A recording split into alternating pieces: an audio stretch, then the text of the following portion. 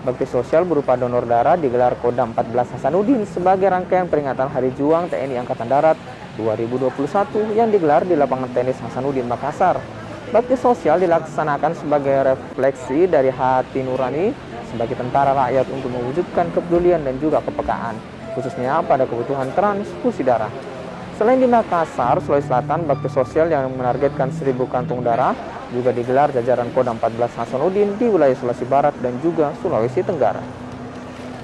Kita dapat melaksanakan kegiatan donor darah sebagai rangkaian kegiatan memperingati Hari Juang Tentara Nasional Indonesia Angkatan Darat tahun 2021.